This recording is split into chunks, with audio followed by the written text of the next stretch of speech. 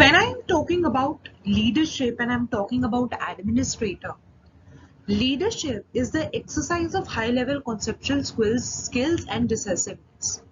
On the other hand, when I talk about administrators, right? Who are these administrators?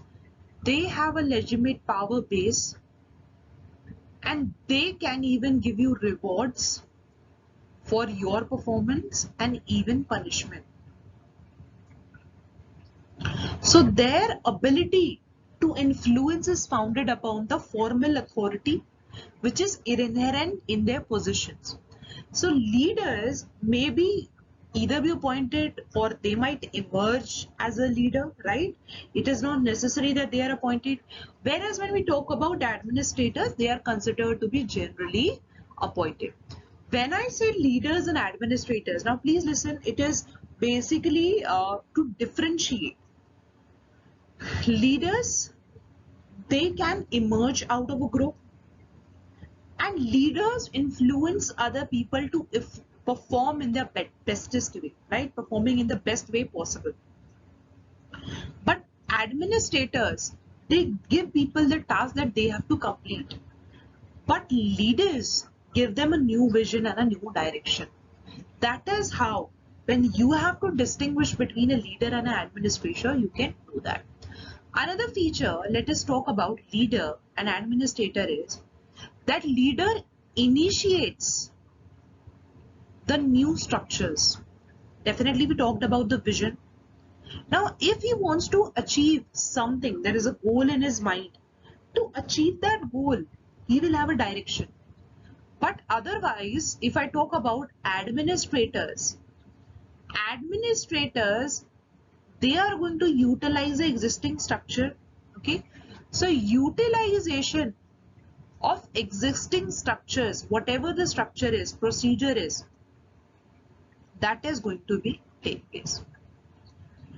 So administrators, they shape the existing structures and the procedure of organization so that they can achieve the desired result.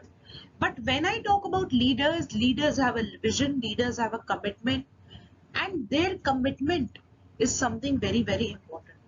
So administrator will carry out the policies, implement the policies. Leaders formulate the policies, that this is how things have to be taken up. So administrators definitely does a thing right, but leader tells you that this is right and this is wrong. A vision kind of thing that you need to imagine. How I know about that something can be done in the best possible way. So leaders lead a group from the front and takes everyone along with moving towards a common goal. I'll give you an example over here, some of the very famous leaders of a national movement, and you will be better able to relate with it. We cannot forget the role of Mahatma Gandhi in the national freedom struggle movement, and we can rightly call him as a leader. Why we call Gandhi as a leader? Because he was considered to be a true visionary. The ideas that he gave to the people, okay, we have to achieve to the end of freedom, but what path should be taken, that is something very important.